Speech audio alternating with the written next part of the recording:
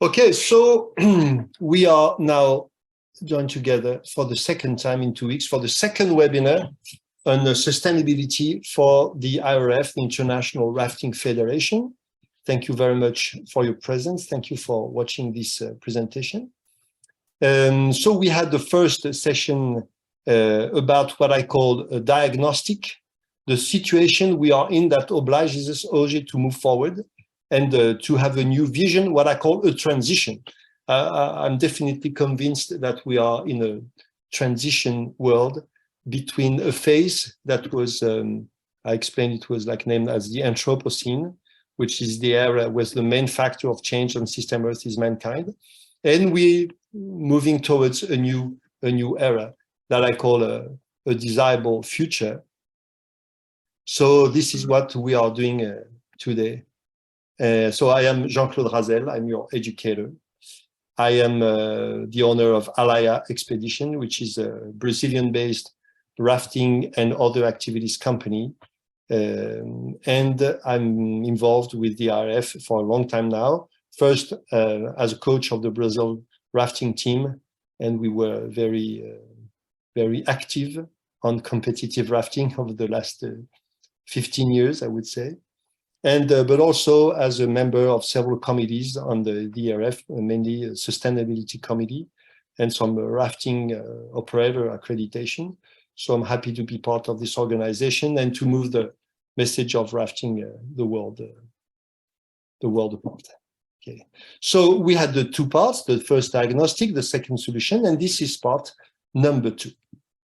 So we, just to sum up what we learned on the last session, we realized that we live in a limited world. And this is explained through this beautiful picture of a blue marble, which is this picture that was taken in 1972 by Apollo 17 space mission. And we realized that the world is not infinite. It's beautiful, it's round, it's blue, but especially it's small and it's vulnerable. So we have limited resources. And we have known since World War II, we have known since the Industrial Revolution in early 19th century, and again after World War II, two phases of exponential growth, which is expressed better with these 3 graphics. The one on the left is the energy consumption. So you can see that the energy consumption since 1950 has increased exponentially. So it's this is a major issue in the world today. The other major issue is the increase in the world population. And you can see also an exponential curve. Last week was the first time we reached 8 billion sapiens on system Earth. So a huge impact. It took 300,000 years to reach 1 billion.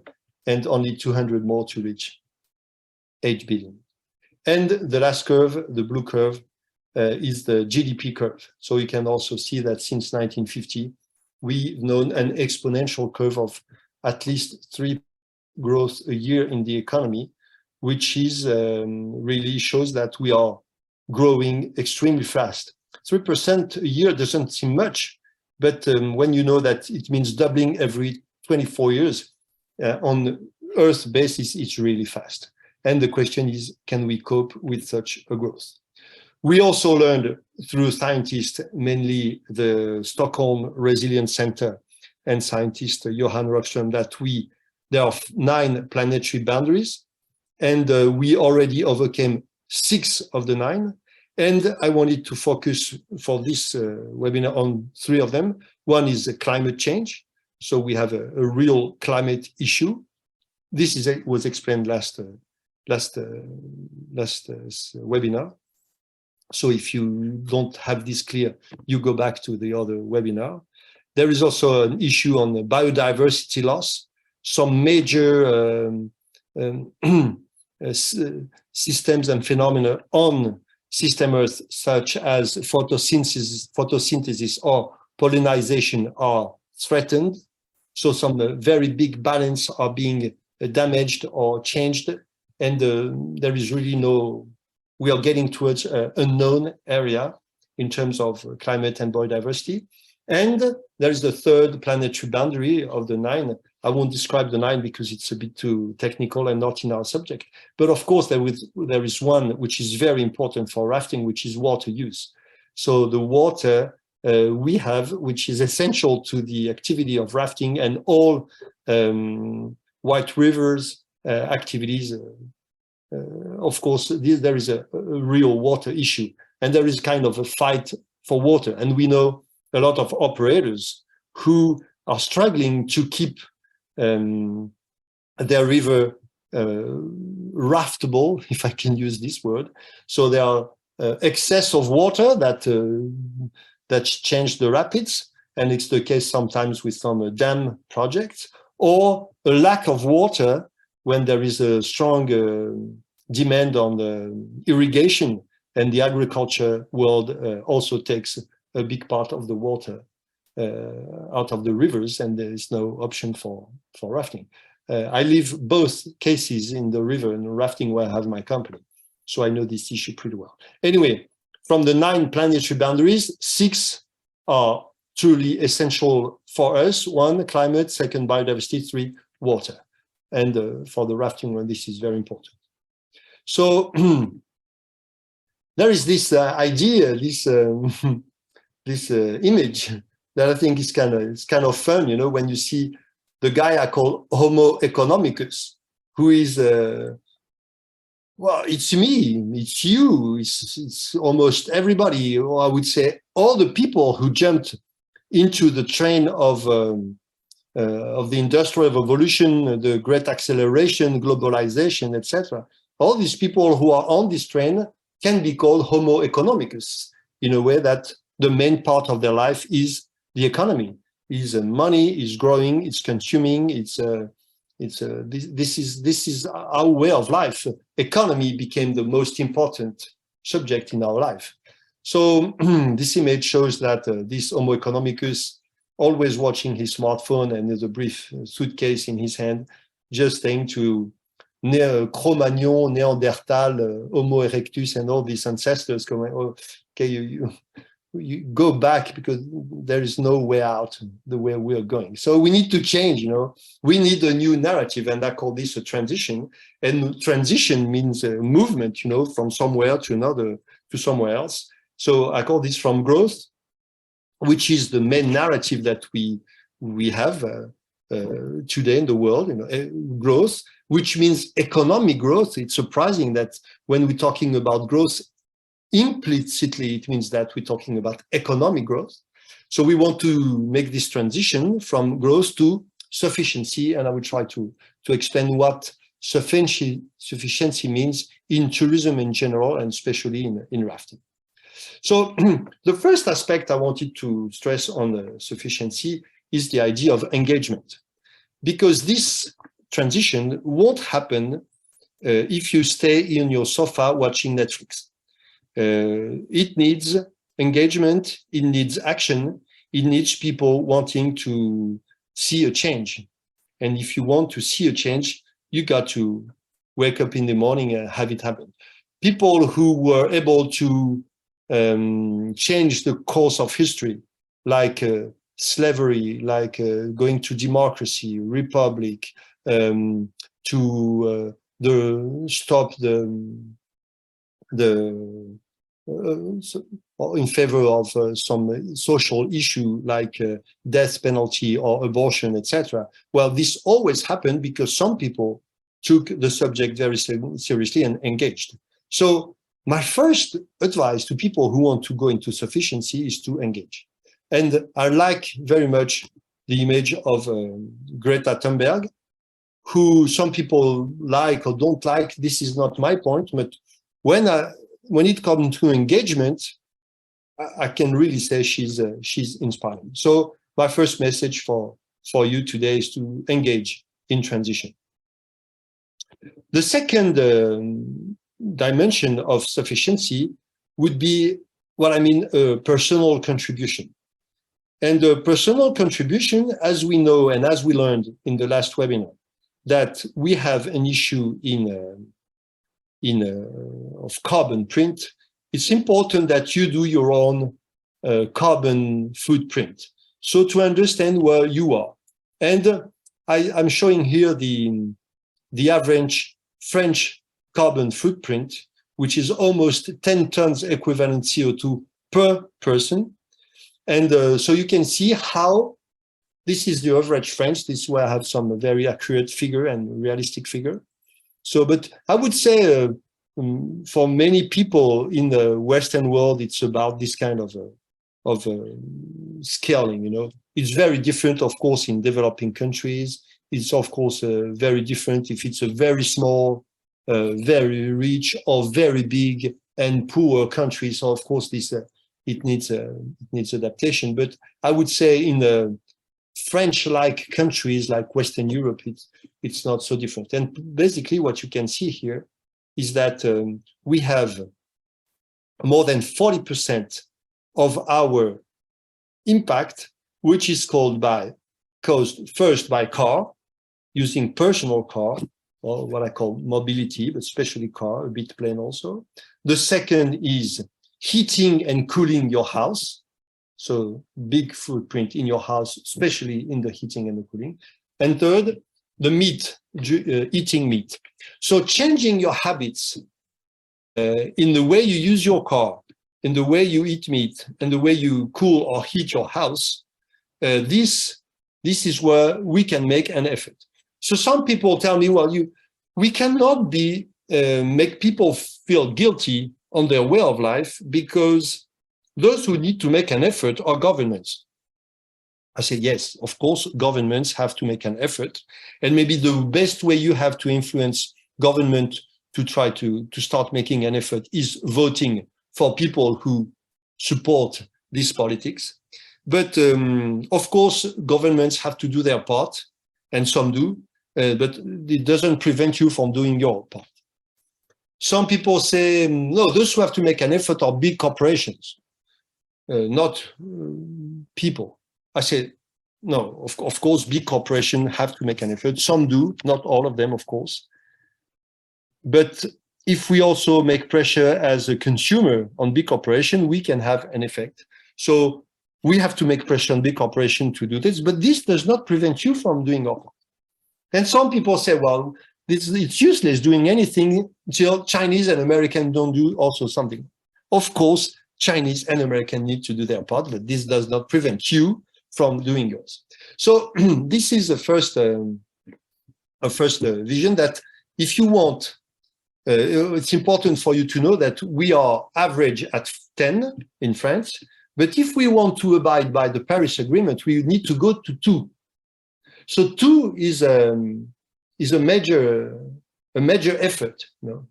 But this effort is not equally divided because the 50% of French people who have less income, they are at 5. So they need to go to 5 to 2. This is an effort. But I would say they are at 5 already now.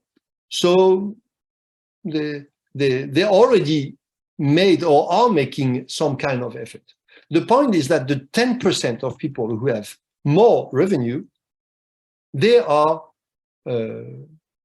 responsible for 25% of the impact. Maybe their impact, personal impact, is 25, or some 1% reaches much more. It could lead to 60 or 70 ton per pax. So these people, it's clear that those who have to make the bigger effort are rich people in rich country. This also, it's important to be said. But anyway, we all have to make an effort. So it means that you can calculate your own carbon footprint and you know where you are. And I will put also in the link 2 options. That one is the French version, which is nogesteclimat.fr. But it's important for you to know there is now an English version. So if you go to this site, there will be an option to calculate your carbon footprint in English using this Of course, if you're French speaking, you can use this one. And there is another one which I like also, which is the footprintcalculator.org, which is also an easy way. So it takes a few minutes. You just they ask you questions about your habits of eating, of transportation, mobility, housing, consuming, digital life, etc., etc. And at the end, you have your footprint, and you can know where you are. If your goal is to arrive to 2 tons, you'll see it needs some personal effort and contribution, but it's important to know where you are and to go in the dynamics of improving. So when another important point with the car, and I wanted to say a few things about car to explain how we need to change narrative, because what we were sold over the last decades was the individual car, and this picture, sunset, a beautiful car, beautiful scenery, landscape, of course, this guy and this girl enjoying. This is this is what they sell you. This the dream of a car. This is what is sold to you. But the reality of car is not this. The reality of car is much more like this. So you're in a traffic jam at a time when there is a rush hour, and you are slow, and people get aggressive, and you might have an accident, and it's a lot of pollution. So there is a big difference between the dream and reality. So if we want to limit and to change the way we see a car, what is not ready still, it's not totally ready to use, but you can see that the change in car would be the car that would become you will not be owner of a car. You will only be a user of a car. So to switch the narrative from being an owner to being also only on the usage of the car. So this is it's not a change only technological. It's not only a change of organization. It's a total change of what I call narrative. You have to understand, accept that you don't need a car of your own. Of course, it's very different if you're in the countryside or if you're in urban area, etc. But the way your relationship to a car will change. So if technology permits, and technology is not the goal, it's only the way to do that. If technology permits to be autonomous, to be decarbonized, to be slower, because of course an autonomous car never would go faster than the speed limit. And of course the autonomous car will never be drunk. So with a slow car and nobody drunk, you take out the 2 main reasons of accidents in a car. So, and it's small. We don't need big, huge cars. No, we need small cars and public cars. So public transport, also like a BlaBlaCar app that to share car sharing, which is a good idea. So I take this example because it showcases very well the idea that we need to change our narrative to car.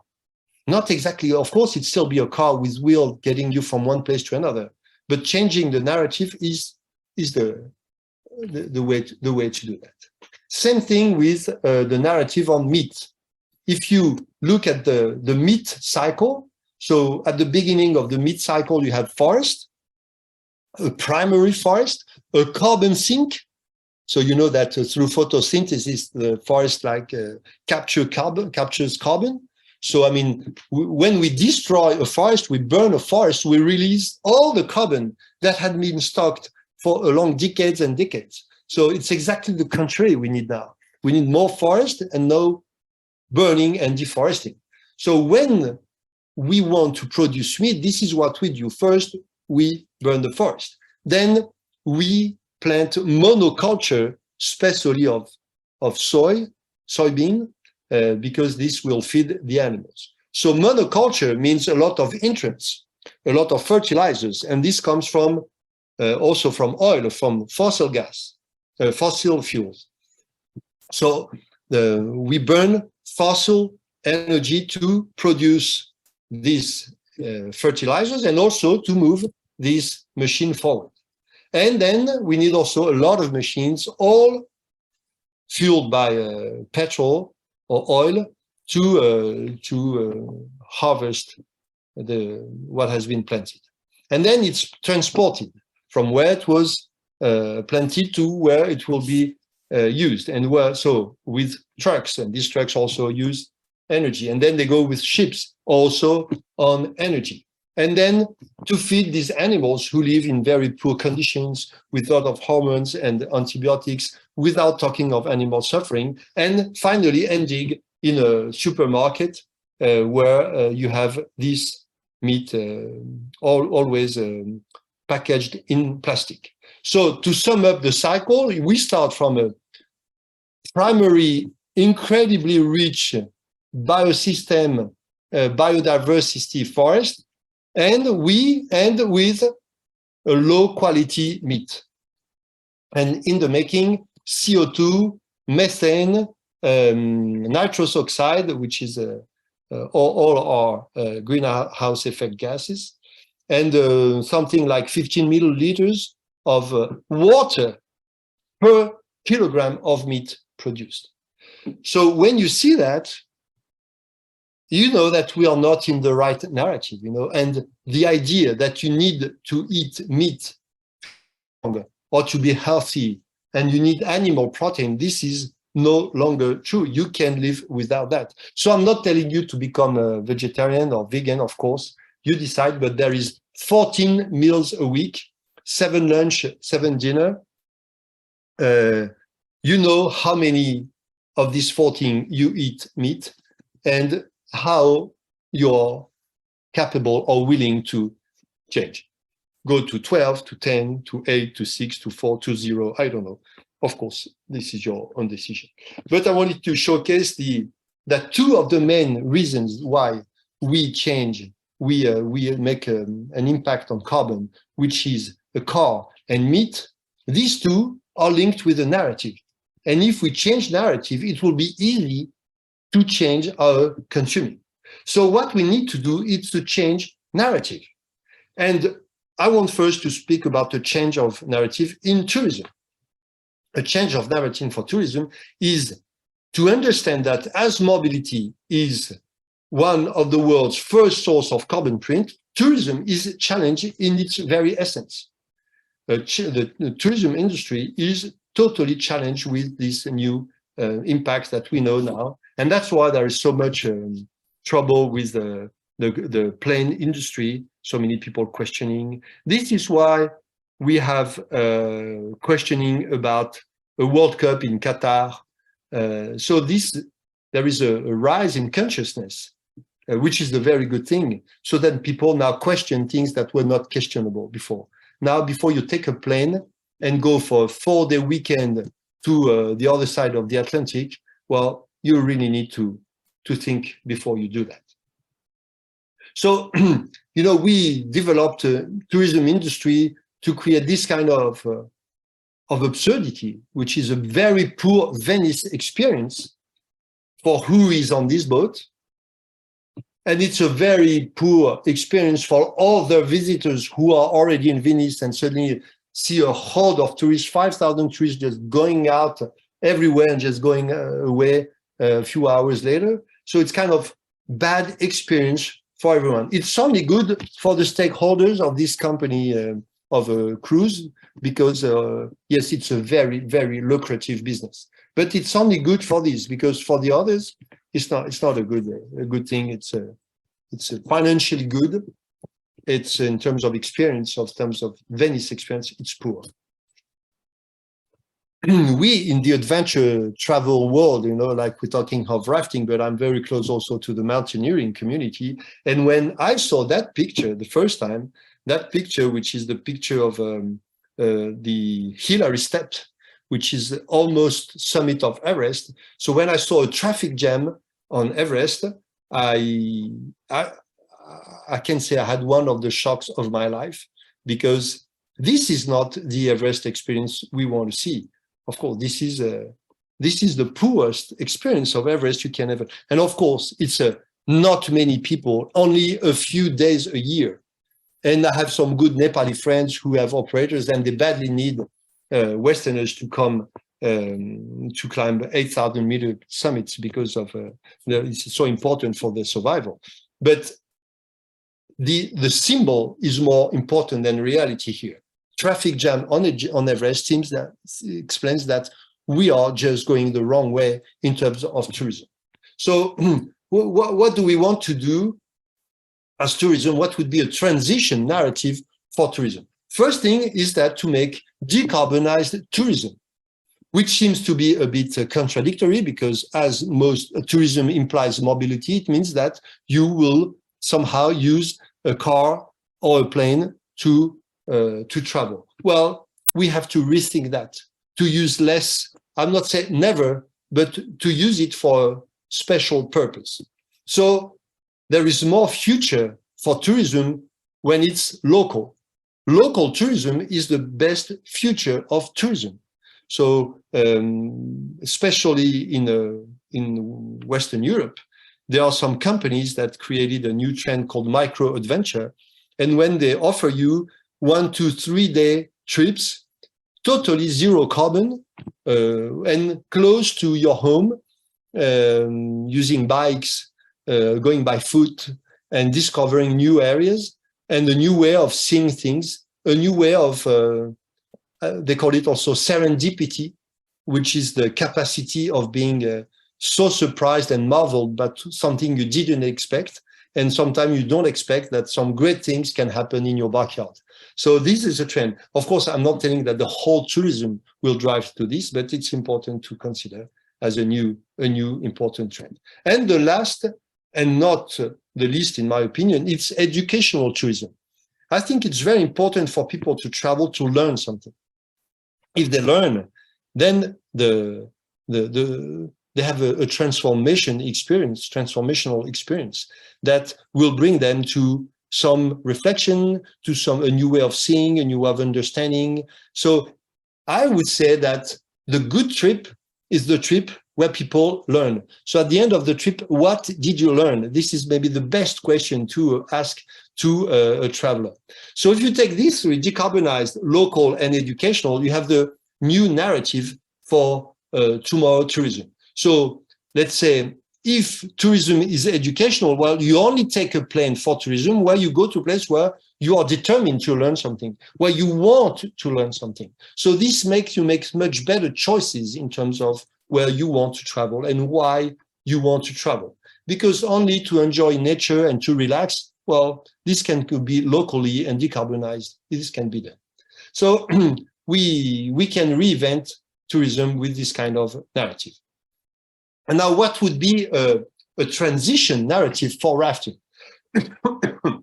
So rafting is challenged, not only because it's part of tourism. So what I said on the former slide of a new narrative to tourism in general would apply to rafting in particular, but there is another factor about rafting that it's also challenge because it depends on water and rivers, as I said as an introduction when I was talking about the planetary boundaries. So the dependence on water and rivers, this really creates a scenario a bit more challenging, especially for rafting, and this is what I want to talk about now. So first, it's important to say that IRF has a commitment to sustainability and is active in trying to nurture some positive impact in all aspects of rafting activity. And this webinar is part of this wish to commit to sustainability and spread the word of a new vision of this. It's important to remember that in 2011, our president of the RFL, Rafa Gallo, created the first certified carbon neutral world sport event ever.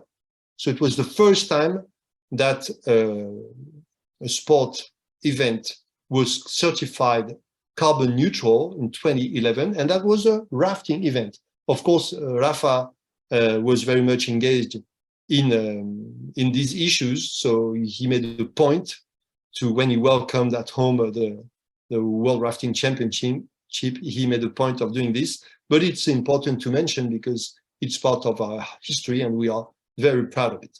So when you want to organize a competition, for example, a World Rafting Championship, of course, this is contradictory, because if you have all teams coming from all over the world to compete Well, the carbon footprint of your event is from the beginning not good. So some people might say, well, if you take it this seriously, there is no longer international event, not only rafting, but any other. So a good thing to do is to go on this site, which is a Climb Foot project, which is an initiative from the European Union to harmonize the carbon accounting. So people know you can really calculate the carbon footprint of your event. So if you go on this climb foot project.eu, there is much information, much guidance, a lot of Excel files so that you can put your data inside and really evaluate the carbon footprint of your event. Then you can also, there is suggestions and helps and ideas on how to lower this carbon footprint. And this is true for a World Rafting Championship, a European Rafting Championship, but this is also true for your everyday rafting operation. A rafting operation depends on, of course, transportation. There is always you bring people to the start of the rafting, and then you take them when the rafting is finished. So, and you bring them back to a base camp, I would say. So there is always transportation. Of course, there is a lot of use in plastic, which is made out of oil. So the rafting, PVC, the paddles, the helmets, the whole equipment we use in the life jacket, of course, we use in rafting. All this has a very strong plastic component. So I'm not saying that we can't use plastic any longer for rafting, of course, but we can make a way to use them longer. The living life of the equipment must be longer than we used to. And of course, in this kind of event of operation, getting rid of what is all plastic, single-use plastic, as bottles or straws, or of course, when you serve a picnic, so evit maximum using plastic, and explain this to guests, to participants, so that it's a real policy, things you are applying to improve. So these are small measures, but if applied by all operators all over the world under the RF guidance, I think this creates energy, this creates momentum, this creates good marketing, this creates good examples, so exemplarity is important. So, and engagement, to show some engagement. So I guess this is important to do. So what is transition for rafting? So for a rafting operator, transition means to be engaged. You remember I talked about engagement. So to be an engaged environmentalist for the river or the rivers where you have your operation. It's so important to be now at the forefront of the fight. Yes, I think it's a kind of fight to maintain our minimum access to water, because we represent significant value in the community where we have our operations. When I'm talking of value, I'm talking of economic, financial value, of course, but not only. I think there is a very strong value in terms of inclusion of the community. There is a strong value in terms of valorization of the local culture. There is a very strong aspect on showing the importance of the rivers and how important it is to protect them. So the value of rafting is not only financial, and probably financially it's less powerful than other sectors, like could be industry of like dams or agriculture, of course. And that's why this fight is so difficult to cope, because we don't have the same financial means.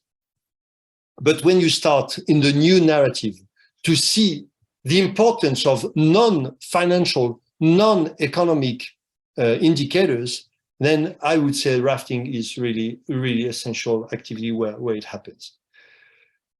For the transition rafting operator, also transportation has to change and to be decarbonized to find a way to lower the carbon footprint of the transport of your operation. So the solutions can be using or very much more modern engine that are very lower on carbon to improve this at least.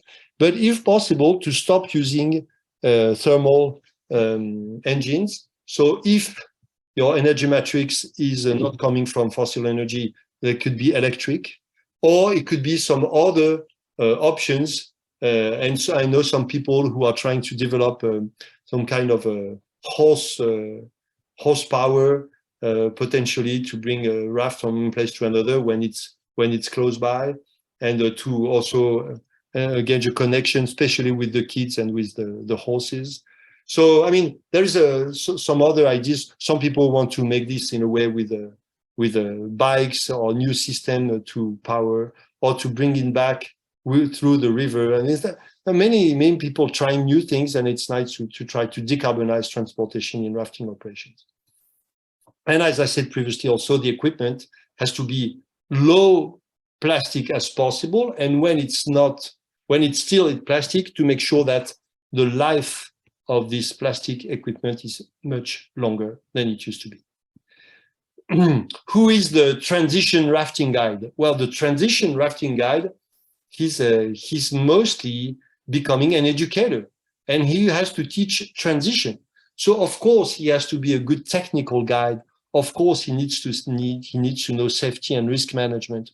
Of course he needs to know the techniques of rescue in a river in case of accident. But that was the basic of the training of a rafting guide, becomes for me the minimum. Of course, this is necessary, but we need much more. A guide must be much more than only someone who knows how to technically raft people safely down the river.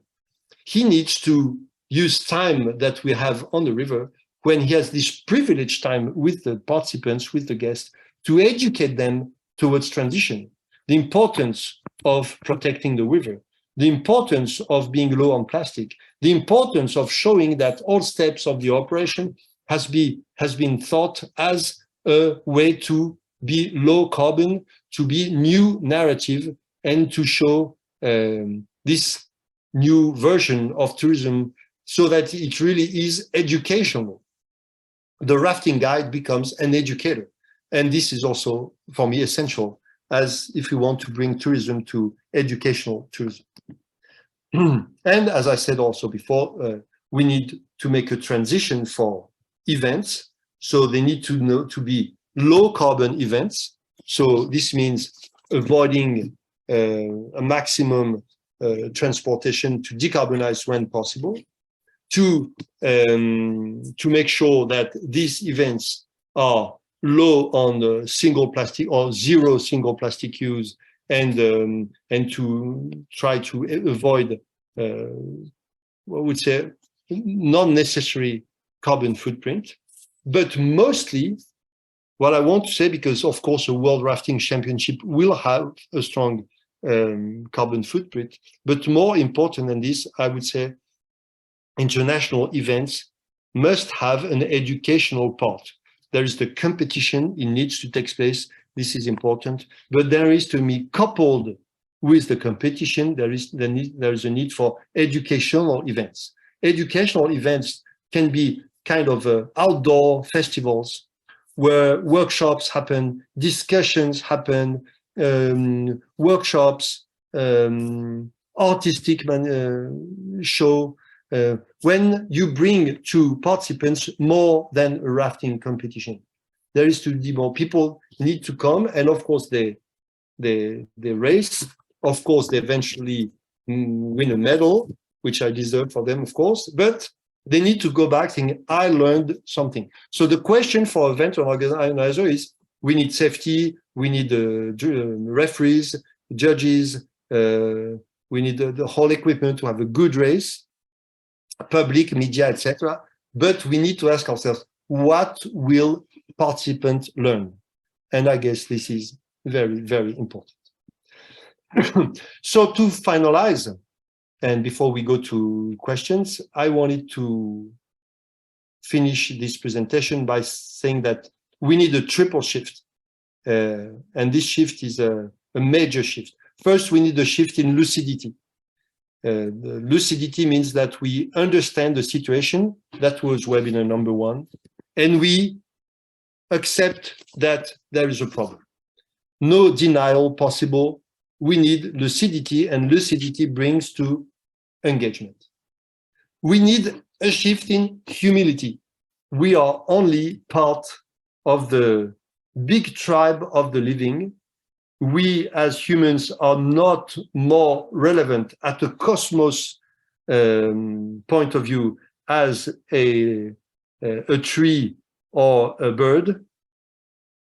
We need to lower our presence, our impact, our relationship to the world. And I guess that outdoor people, and of course, including rafting people, this is a strong message this can bring to the guest, a message of humility in regards to other living tribes, human or non-human, and a shift in responsibility, because we privileged people in privileged countries, which is not the whole rafting community, but I would say a good part of it, we need to accept our responsibility in all this transition process and to act correspondingly. It means engaging in a transition towards growth, from growth to sufficiency. And I hope this webinar was helpful for you to understand this vision and try to make some changes in the way you practice rafting in your company, on your own competitions, and the way you can be bring the message forward to your guests or other people. Thank you very much for your attention. Thank you very much, IRF, for the opportunity to bring this message. And I'm open for discussions. Thank you very much.